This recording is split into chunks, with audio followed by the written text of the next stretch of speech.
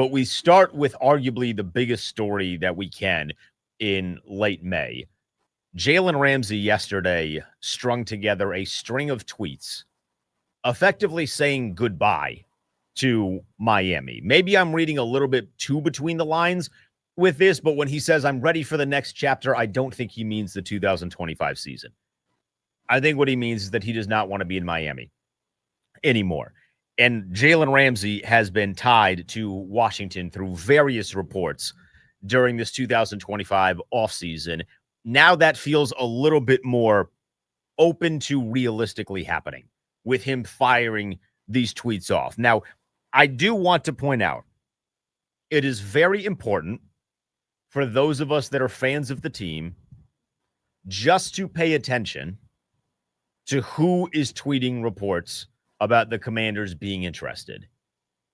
It's a lot of national people, which is fine. I think national people do a very good job. But I would just like to, and I'm not going to name anyone in particular, but I just want to point out, when it comes to people that are linking Washington to a guy like Jalen Ramsey, this front office does not talk to these people. Or maybe they talk to these people, but they don't talk to these people the way that Ron talked to these people. Ron Rivera would give you the first 15 scripted plays if you really asked for it.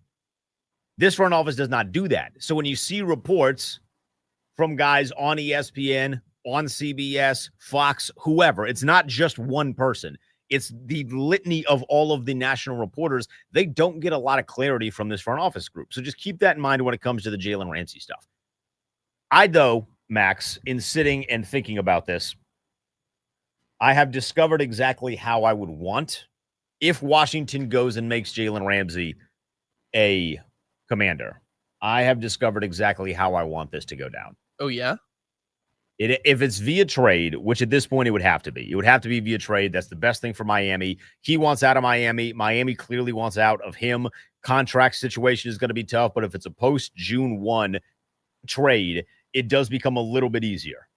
A little bit easier. Not a lot of bit easier, but a little bit easier. Just for context, if they were to release Jalen Ramsey before June 1st, which is today, tomorrow, the day after that, and that's it. So if it's just the next 3 days, the dead cap hit is $49 million.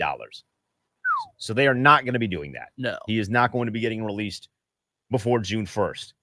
If it is after June 1st, that dead cap in a release for 2025 goes down to $30 million. Better, I guess, still not great. If it's a trade, the dead cap pre-June 1st is $29 million for Miami. If it's post-June 1st, it is going to be $10 million. So that seems easy, right? You don't have to be a math major to know that $10 million is clearly the best option of that. So I say this to say, if you are going to trade for Jalen Ramsey, I'm not on board with that, if I'm being honest. But if you are going to, I will play the devil's advocate. If you're going to trade for Jalen Ramsey, you are trading Marshon Lattimore as a part of that trade. As you were building up to it, I was like, is he going to say? He's going to say it. If you trade for Jalen Ramsey, Marshon Lattimore is a part of that trade. I don't hate it. You do not need to stack a guy in Marshon Lattimore who is not at OTAs yesterday. I don't love that. Don't hate it. It's voluntary. I get it.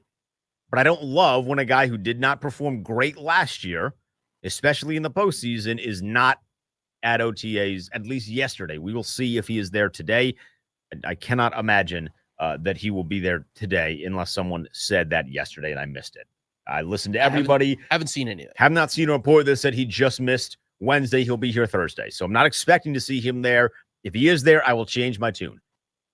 But if you have Marshon Lattimore, who was not good at the end of the year last year, and he's not showing up, I do feel like that makes him a little bit more expendable, especially if you really, really love Jalen Ramsey.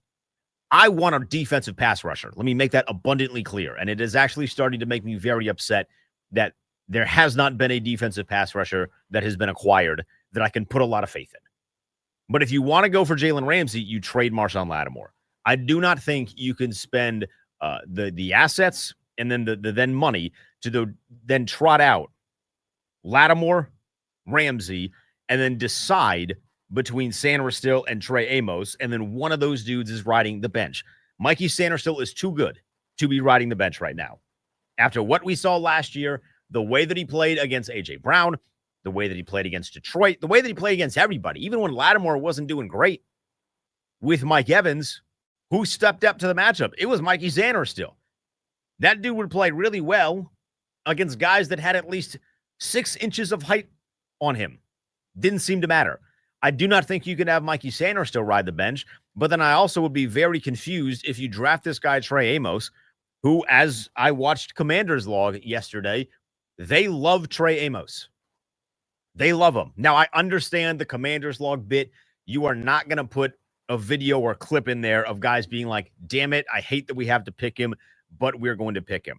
What they did show was that there were guys that were calling. They didn't tell us who, but there were teams that were calling for that pick. They gave some hints. They gave some hints, I think, for the first one. I don't know if they gave hints for the second one. There, if you do some diving, there were initials thrown out there. There was there was first names, but there wasn't. He made a joke about the in-division tax. I don't know if that was to Howie Roseman. But that was to Howie. I don't know if that was to Howie Roseman or if that was to the Giants. Yeah, because that was a different call. Because the Giants traded up to then go get Jackson Dart. That was when they were talking about getting Connerly. Yeah.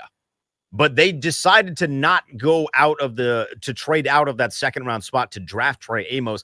I cannot wrap my head around doing that, thinking that Trey Amos and Mikey Sanders still would likely be your guys of the future in the cornerback position when eventually Marshon Lattimore is done. And then when eventually, if you get Jalen Ramsey is done, you have those two guys hopefully on the back end of your defense to be the guys moving forward. You would then put one of them on the bench if you go out and you get Jalen Ramsey and you keep Marshon Lattimore. So if you want Jalen Ramsey and you want to trade for Jalen Ramsey, you trade Marshon Lattimore. And your thought is, all right, we will give you Marshon Lattimore. That is an expiring contract. The Dolphins are not going to be very good this year.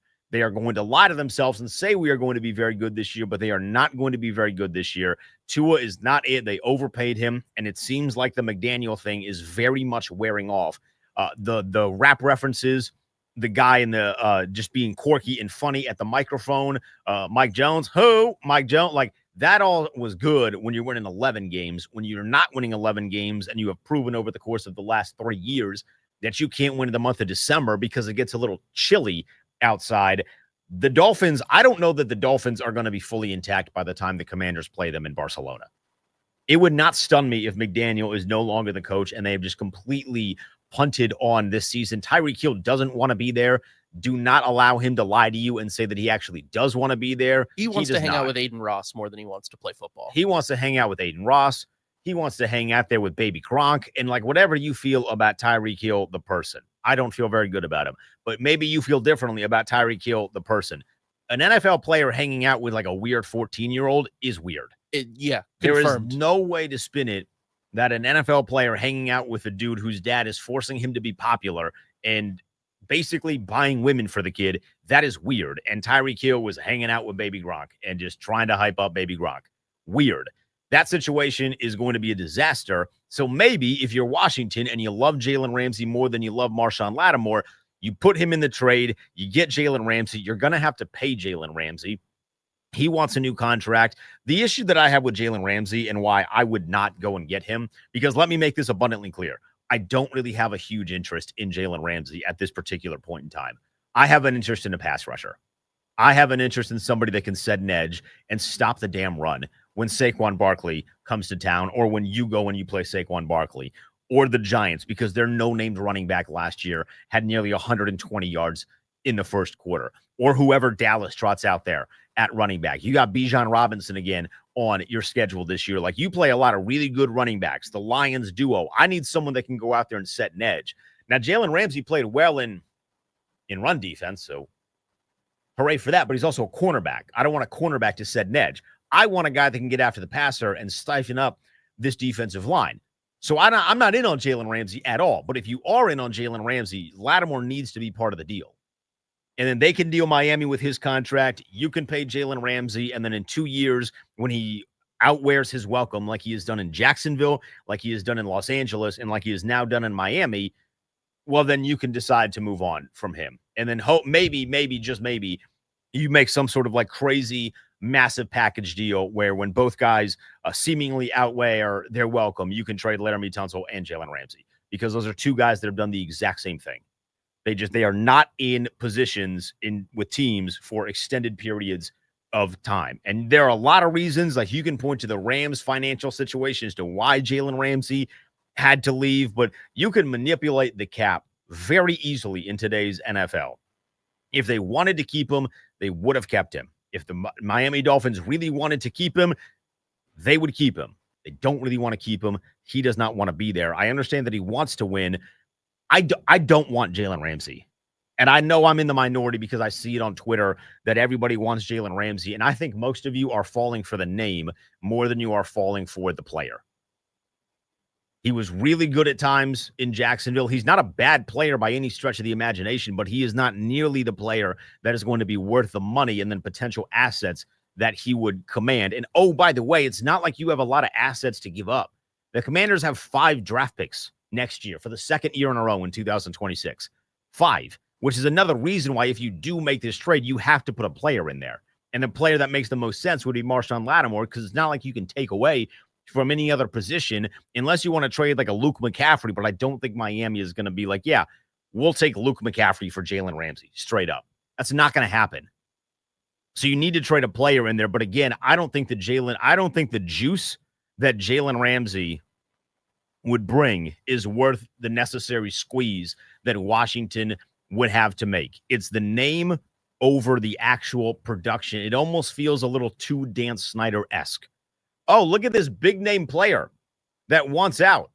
We should go sell the farm to get him. We should go give up assets that we find to be valuable, deviate away from the current plan that we have in place, and go and get him. I'm not in on that at all. I'm totally good on that. I think the Laramie Tunsil thing, as much as I have question marks about him, it makes sense because you need a left tackle that can block and a guy that can protect Jaden Daniels. The Debo thing makes a ton of sense. Didn't really work in San Francisco. They just weren't going to pay him. But he brings something to the offense that you did not have.